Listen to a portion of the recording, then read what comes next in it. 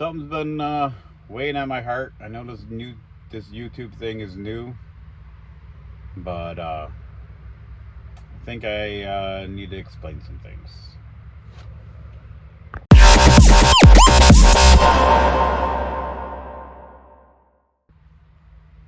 Alright, we're not going to try making this video super lengthy. I can ramble on pretty good when I get going. But long story short, I know my YouTube doesn't have a lot of followers, subscribers, views, all that. And the main thing was, making motorcycle content. I've done a lot of research. I've watched a lot of you. It's all I really do now. I don't even watch regular TV. I watch YouTube. That's how I fill in any time. And especially now in the summertime, I don't watch much TV at all. Literally, if I get up, have my bowl of breakfast or a bowl of cereal for breakfast, and I might watch a video too. And then, I get up early. I get up even on my days off, 6 o'clock. Take care of the dogs, get the day going. And I started YouTube. I'm not looking. If the channel goes big, yeah, whatever. I'm not gonna lie. Everybody wants their channel to go big, but it's not my goal. I'm not here to make money. I'm here to share content, and just a short bit that I've been doing with the motorcycle. I do some off-road, on-road. I think it's cool. I love my Pan America. I want to promote the Pan America. I started it because another good friend of mine, he just bought his Pan America. He's the one who went on the Thrills in the Hills ride with me. And he has another Harley, but he got the Pan America. He loves it. And he did a seminar at our local Harley dealership stands, and just trying to promote this bike, because especially up here in Western New York, in the Northeast, the bike's more popular for people down like Midwest, like where there's more what do they call those, fire roads, trails like that. We don't have that. We have dirt roads, and like in the southern tier of New York, that's where the Thrills and Hills. There's good riding. There's really good riding here. On road, off road. So he promoted it, and I wanted to help him, so that's why I started doing the YouTube. Just showing what the bike can do with that. And then I was like, well, I can do other videos. Wanted to keep going. And it quickly got to me constantly thinking, what can I do next? What can I do next for content? What can I do next for content? And it eats up at family time. It really does. But that's not the point of this video at all, really. Point of this video is, and I've had to talk to my wife, something, and I can explain it, and people who are way more Christian than me can, but something's really been gnawing at my heart. And quick story, probably about 3 weeks ago, I drive for a living. Actually, that's my tractor over there parked. It's coming down in Rochester 490, heading back to our warehouse with the load. I do local, so I'm around Rochester, Buffalo. I do a lot of Syracuse, Utica, Rome, down to Binghamton. But I was really close to coming in. I had a load coming in, and there's a car in front of me, and I thought it was road rage. I really did. I thought it was road rage, because he's doing that section of 490 we were at is 65 miles an hour. He's doing 20, and there's one car ahead of me, and it's him. And I'm watching. Every time somebody goes to pass him, he's almost like swerving into him. Like, at first I thought it was a car that was trying to pass him, going through, and every time that car went to pass, he was swerving into him. And I'm like, this is road rage. Like, what is going on? Like, severe. So I'm just sitting there watching, and I at first literally thought, because my phone sits up on my window, I literally thought about turning my phone and record this. And I'm like, but I didn't. I'm glad I didn't, actually. And that guy went around, and then the guy's still doing 20, and I'm like, what is this guy's problem? And every time a car went to pass, he's swerving at him, and then staying in the middle lane, like almost blocking. And I'm like, dude, this guy is crazy. And I can see, I'm taller than a tractor.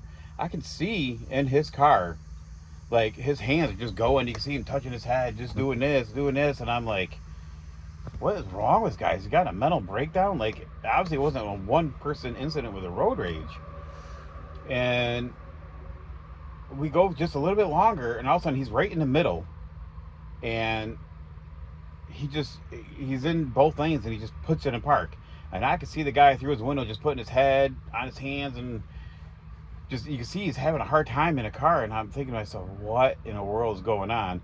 And I'll be honest, it started running through my head. I have one car ahead of me, a car on the side of me, another car here, and the guy was up ahead of us. And literally in my head, to me, it looked like the guy was having a mental breakdown in his car. And he's sitting there, and I see the door fling open, and I see the door shut.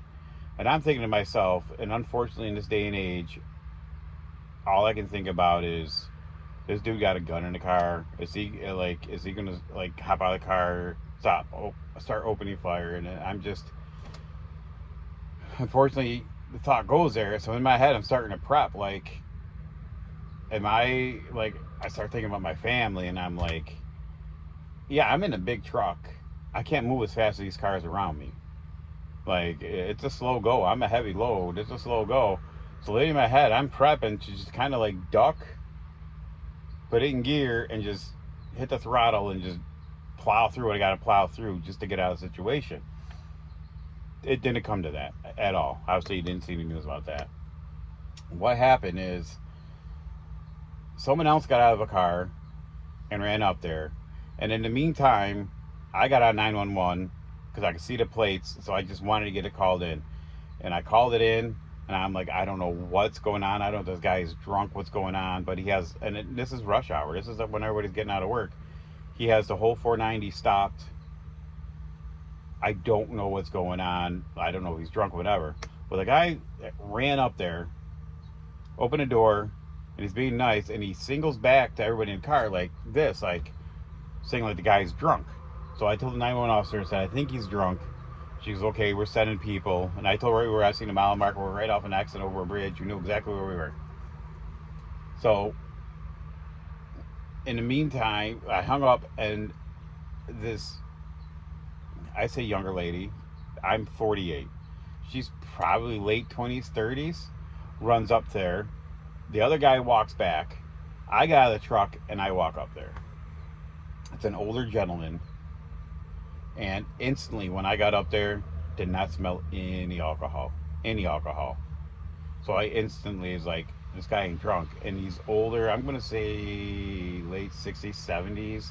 I instantly started thinking diabetic seizure. Diabetic, I don't know what they call that, or a seizure, like something's going on. Instantly. And this lady, the lady comes right out, she's a nurse.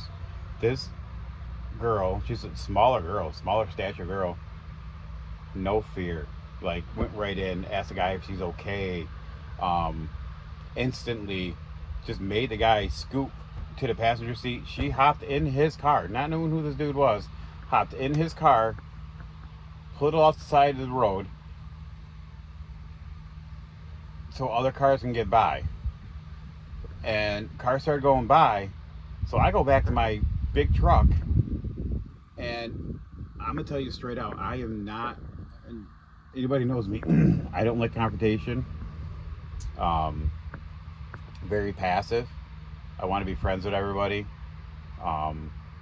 Even people like that I dislike, I'd rather be friendly with. I don't like confrontation at all. Don't like arguing. I mean, well, I can tell you we can argue, but that's a little different. Just that situation. And when it comes to this situation, my instant thing is, okay, take care of it. I'm just going to leave. Like, I want no part of this. But something stopped me. And everybody started leaving. It was just this girl, this older gentleman, still, I mean, he still had his wits. I mean, older gentleman, and something just told me I can't leave her by herself. I just can't. So I pulled the truck out the side of the road, right behind them, put the four-ways on, kind of to help block, because there was nobody else. There's no cops. There's no ambulance. There's no nothing. I'm like, I can't leave this girl by herself. So I pulled off, so there's at least one lane that was open. Cars can start going by. Got out, and I walked up, and I mean, the story's long, but I mean, this is all happening pretty quickly. So I went out of my comfort zone. Something just told me I had to get out of my comfort zone, and I went up. And by the time I got up there, this lady is on the phone with this guy's wife, talking to him. She's already taken his blood pressure, made sure the AC was on, and she's doing her thing. So I just stood there, just making sure she's okay. Like, because at this point, like, I still don't know this guy is. I don't know. Like, I just didn't want to leave her alone. He could if he wanted to overpower her. Like I said, this girl had no fear. She didn't think twice about what she did. And then by the time the Monroe County Sheriff showed up, I think he's a captain, and he had his son in his car. But obviously, you could tell he was off duty. He was in the unmarked car, but he came up. He's still on the radio. He finally gets out, and I told the guy everything that just happened. I'm not going to repeat it, but everything that just happened. And I walk up within the car, and I told him, I said, I think this lady's a nurse. She's trying to help out. Well, the guy was saying in the car, I just left Wegmans, and I don't know how I got here. Like, that's what he's saying. I don't know how I got here. And like I said, I could smell no alcohol. There was no way it was an alcoholic thing. And because my first reaction when everything happened, I wanted to reach in and grab the keys so the guy couldn't drive anymore or take off. Like I said, this girl got in. She booted him off. He went to the passenger seat. She pulled off. She had AC on. And the sheriff said the same thing. He got up to the car. He goes, hey, can we, because he kind of understood the situation now. He goes, hey, can we just, is the car on? She goes, yeah. She goes, can you shut off and give me the keys? And this little girl looked right at him, and she goes, no, I'm going to leave the car on. The AC's on to help him keep him cool. Cop didn't budge. Nothing. Like, okay. I went back to the truck, got a bottle of water out, gave the guy water, just sat there. And the girl finally got out because the sheriff kind of had it in his control. And I told her, I said, I stayed. I couldn't leave. Like, I didn't feel right leaving you. So, long story short, that's what happened. I was out of my comfort zone. Something told me to do it. And I'm going to tell you, and I don't know even how to go about this because I don't want to say I'm not the biggest Christian. I believe in God, and I know talking religion is, when people are trying to build something big, you don't do it. But I'm telling you, I'm going to do it. I'm not going to hide. I used to hide, and people who know me, that really know me, know I believe, but I don't preach. I've been preached to all my life. Everybody has family issues, blah, blah, blah. So I've always been preached to. It is what it is. And so I don't preach. I'm not one to preach. And I'll tell you right now, I've read passages, but I've never read the Bible fully.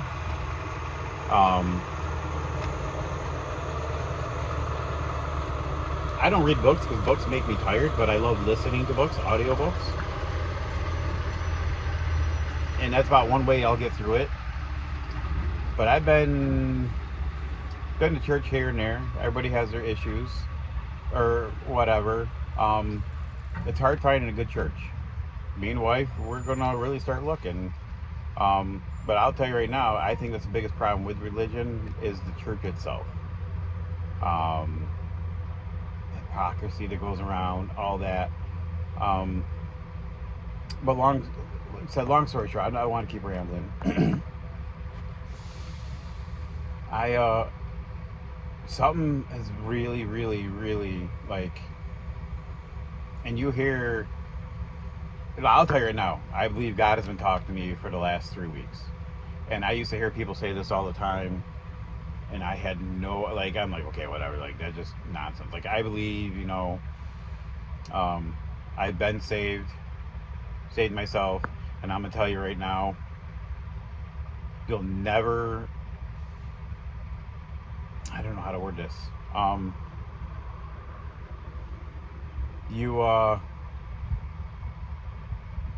You hear people talk about God, and you don't know what to believe. My early 20s, late teens, early 20s, one of those kids, like, okay, whatever, like, hocus, like, how you believe something you don't know. I'm gonna tell you, when you get to your lowest of lows, you have nothing else. I've been there. And you get to your lowest of lows, all you have left, and you literally do it. You pray. You have a little guidance. Someone tells you, you know what you kind of got to do. For me, it was my older brother. Because I had questions. And when I knew it was time, and I'll tell you right now, he told me, like, you ain't got to do no, you ain't got to be in church. It's got to just be you and God. And you just got to ask to be saved. You got to ask to, And this is quite a few years ago. I was at my low. I was low. And I remember clearly, I was in the shower and I just didn't know what to do anymore. So I prayed. I asked to be saved. And I'm going to tell you, life turned around. Like, he doesn't give you things. If you really listen, and he'll show you. And it takes that listening. And I'll tell you right now, I am the furthest. I'm working better, but I am the furthest from being a perfect person ever. I mean, I have a lot of flaws. We can get in further discussions. Maybe that's where this channel will go. And just for me to vent and talk. And this just might be my therapy, and nobody ever hears it. It's fine. Somebody hears it and helps somebody. Great. I really hope it does. But I'm gonna tell you, this week I had a video planned, because in my head I'm trying to plan, what can I do this week? So I wanted to upload a video every week, at least by Sunday, just to help grow the channel. And I knew going into this, I'm not trying to get a big channel. But all of a sudden it turned into, I need to do something. You know what? I don't need to do something. If something's going to happen, God has it. If the channel's going to grow big, God has it. It is. So when I put a video up, the video's going to go up. That's what it's going to be. But I had this whole video planned for 2 weeks. I've been looking for a truck. To be specific, 15 newer F-150. And I wanted the 2.7 EcoBoost or the 3.5. I really wanted a 2.7. And maybe we'll make a better video on that later. But my credit is horrible. I'm working on it. That's how I got my Harley. I paid a lot of money down to get that Harley. I'll be honest, I'm through the Harley financing. My APR is through the roof, but it helped me. It was an option for me, and I wanted a bike. I knew I could afford it. That's how I got my bike. Actually, my first bike actually was a Road King, and that was the first one. I wanted the Pan America. Just my finance options. It was a 2012 Road King, beautiful bike. Loved the bike. Then I came across my Pan America, which is the bike I really, really wanted. So I traded in my Road King for it. I had half the Road King already paid off for it. That's what helped it. And I stuck to my guns about what was going to happen with the deal, and it happened. So I got my bike. I got the bike I love. But that being said, my credit as of right now is 581. Very bad. The credit was pretty good about 3 or 4 years ago. I had a 2019 Silverado. I was doing good. Like I said, I'm not perfect. Me and the wife were in a hard spot. We weren't living together. All on my fault. I'm telling you right now, everything's me. And we worked things out. And I'm gonna tell you, a lot of the issues is I'm stubborn. I got that truck without even asking her. As a married guy, you got to communicate. I've learned this. You got to communicate. I just went and did it, and it's one of those things. I'll ask for forgiveness later. It's bullheadish. It's my money. It's not the way to really look at it. If you really think about it. Yeah, I work, my money. There's a point to that, but at the same point, it's a financial decision that affects the whole family. So I I wasn't late on payment, nothing, but moved back into with the wife. Financially, it would be very straining at that point to have that truck. So I called the bank. I said, you need to come get the truck. Like, the payment wasn't even due. I only turned it in. Just let you know, and I know this. I knew this before. It's still a repo no matter what you think. Maybe there was other better options out there. It was impulse at my point. So that dinged my credit pretty good. This video is at 20 minutes already. It's getting long, so I'm trying to shorten it up. So that's really what happens to my credit. And I'm not hiding anything. I've made poor decisions in my life in the past. Really have. Financially too. Family will tell you. And I'm going to tell you right now, once I keep going with this story, they'll have my doubt. My daughters even had the doubt, and I'll tell you here in a second. So been looking. Found a truck. I found a 2015 F-150. Long story short, had everything worked out. Money down, all that. You're approved. All right, we're gonna set this up Friday. I had last Friday off. My daughter, so proud of her, graduated esthetician school. So I had it off for that graduation. That was in the afternoon. So I was like, all right, let's make this happen in the morning. Be done with it. I already had the day planned off. I didn't want to take any more days off because I work late in the truck. I start at 8 o'clock in the morning. Never know when I get out. A lot of nights I'm out at 8 o'clock at night. Everybody's close. So we had it all set. So Thursday morning I call them, get everything rolling. Okay, cool. I'm gonna get going. It's like 2 o'clock in the afternoon. I haven't heard anything from this guy, and I'm like, what the hell's going on? So I call. He goes, man, I was about to call you, but I got bad news. You're not approved anymore. I'm like, what are you talking about? Not approved? We had everything set. Everything. I didn't sign any papers, but I mean, I went through, like, I seen on Credit Karma, you dinged my credit. I know, like you said, everything's approved. Well, I don't know what happened, but now you're not approved. Already, I mean, I tried my best not to get my hopes up. I've been through this before. I had my hopes up. I'm like, man, all right, cool. In the meantime, I've been telling my wife, even before this, something's been gnawing at me. K-Love music station, been listening to it non-stop. It's great music. Normally don't listen. I listen to a lot of audio, like audiobooks, stuff like that. It's something just been gnawing. I can't put my finger. I've been gnawing and gnawing and gnawing. Just everything. Like, dude, I'll fully admit now, like, dude, I would listen to a song, I'll start crying. I don't know what's going on. And the only time I've ever felt like this is when my very first child, my son, was born.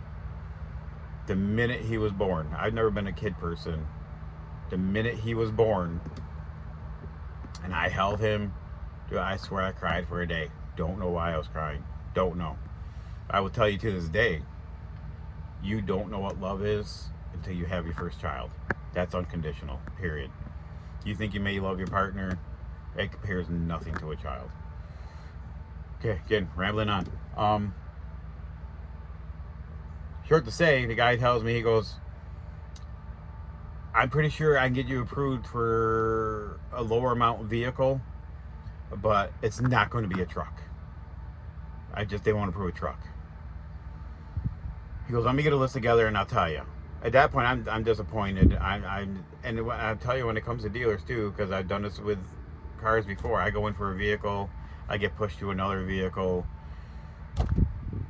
A lot of it is on me. I get anxious. Okay, I'll just do that. I'm passive. Okay, I'll do it. Whatever. But I will tell you, this whole process, I've been 100% open with the wife. Me and the wife discussed it before I even started looking. Anybody knows me, that's saying a lot, because I will just pull the trigger and do dumb crap all the time. My motorcycle. She kind of knew what was going on, but like when I bought the motorcycle, I had the money, the road king, put the money down, bought it. Didn't have to ask her. I'm not saying I need to ask her for permission. Didn't discuss it at all. My wife is a saint. She is stood by me through a lot of my dumb stuff. Um, Me cheating on her. I mean, the woman's a saint. Um, yeah, I cheated on her. Not proud of it. We've gone through a lot. But anyway, first time, but something in my heart was telling me, do this right. Talk to her about everything. Talk to her about everything. So I did. And she listened, like, and we discussed it. And she was on board. She went to the dealer. She would never go to the dealer because she knows, it wasn't a thing. Went to the dealer with me, looked at vehicles, looked at cars. So needless to say, guy never got home again Thursday evening. I went home. I mean, I was down. Went home and talked to her, and we went through their inventory looking, and I'm like, okay, maybe, I'm seeing in the price range, maybe a Jeep Cherokee, maybe, and I'm like, maybe a Ford Fusion. And I'll tell you, I have a Chevy Avalanche. This is where my first idea for a video was, because I thought I was buying a truck. I said, I'm going to show my Avalanche, what I've done to it, because the thing was ready for the junkyard when I got it. I've done a lot to this truck. It's a really reliable vehicle. Just I wanted something newer. I don't want to worry about having it break. I'm just at that age, like, I've worked on cars forever. I just want something reliable. Like, if it breaks, I have a warranty. You go fix it. Like, I don't want to. When I want to tinker, I want to tinker on my bike. I want to rebuild something. I want to rebuild or build a motorcycle. I don't want to crawl underneath this. I've had my hot rods. I've had my big lifted trucks. I don't want to climb all over these or crawl underneath, I just want to work, I know where I want to do. So that's why. So my whole idea was, I'm going to do this. We're going to go to a dealer. And she already knew. She knew the video plan. I was going to go find at a dealer the smallest car I can do and do one of those crazy thumbnails. Got rid of my Avalanche for this car. And in the thumbnail, it would be like a blacked out, really small, like Chevy Spark, really small car. Just playing around. And then reveal the truck. So we talked about. So Friday, like I said, my daughter graduated in the afternoon. So we had time in the morning. And I told her, I said, you want to go with me? She goes, what do you mean? I said, well, I'm going to go down, because he never called. He didn't call in the morning. I said, we're just going to go down there. And I told her, I said, I'm done. I mean, my Avalanche is still good. It's still good. It got New York rust. It's got its rust. It's got its holes. I got great tires. It's a good truck. I'll show it to you real quick in a second. But I told her, I said, I'm done. I got my bike. I'll just deal with this. Maybe next year we revisit this idea. I said, I do want to see the one Cherokee real quick. We got there, Cherokee small. Then we saw a Grand Cherokee. We used to have a Grand Cherokee. We love the Grand Cherokee. Seen the Grand Cherokee. And I'm like, that one's really nice. And it's only $2,000 more. I'm like, if they can give me that, what's a $2,000? They got to work with me something here. I had money down, something.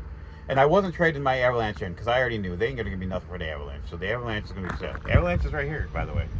Still here. So we went there. The guy comes out, does a spiel, blah, blah, blah, blah, blah.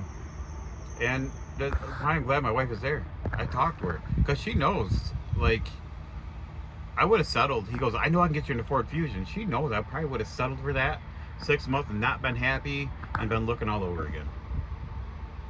And she looked at me and she goes, Scott, tell this guy, I'll tell him, Grand Cherokee or nothing.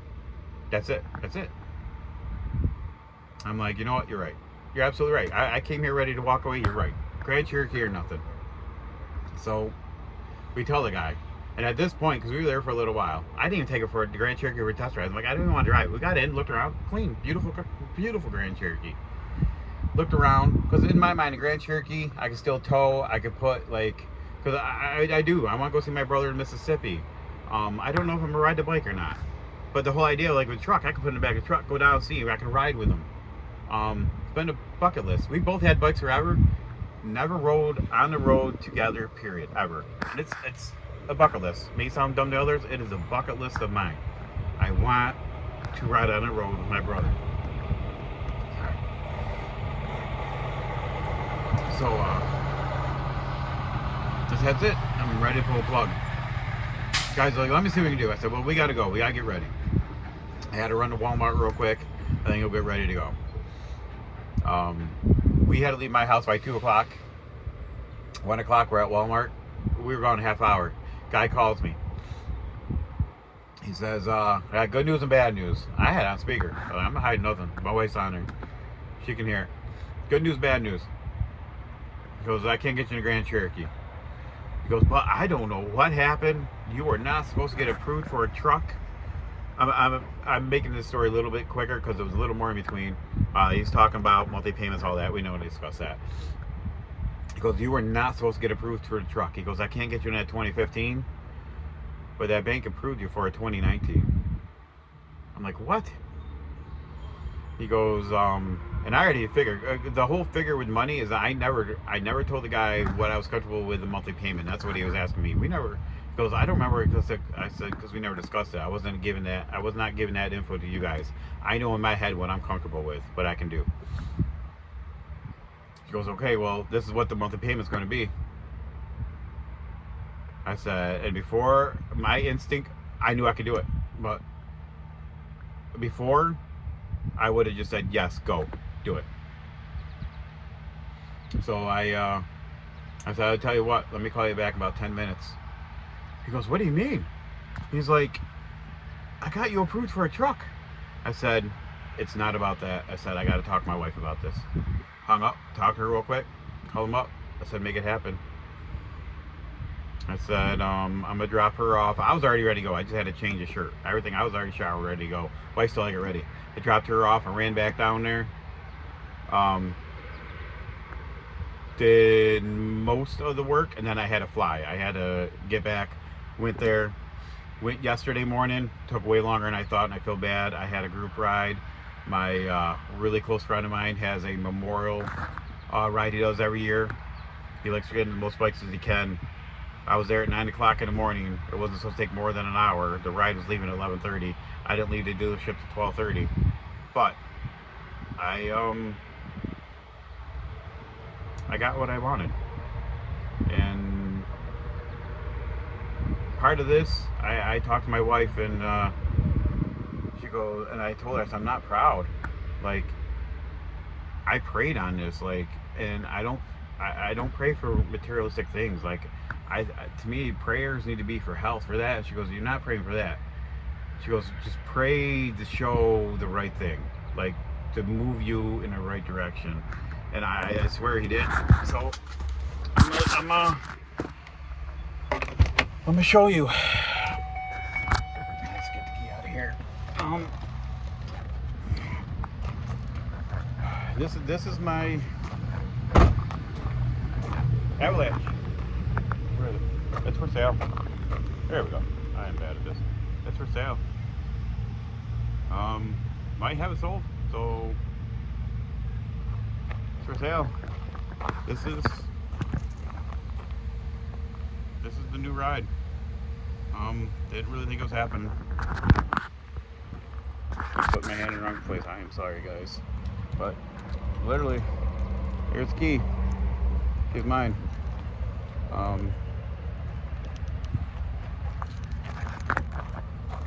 Could not be happier.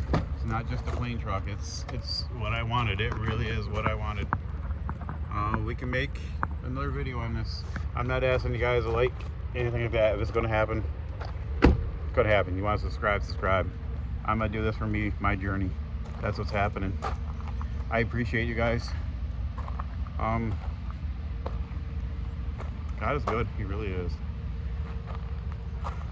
We can't say anything else. I'm gonna try doing some more moto vlogging. I did buy a mic for my helmet, and like I said, this is kind of therapy for me right now. You guys listen along. I love it. It's boring, sorry, but this is what I'm doing. Love you all. Have a good day.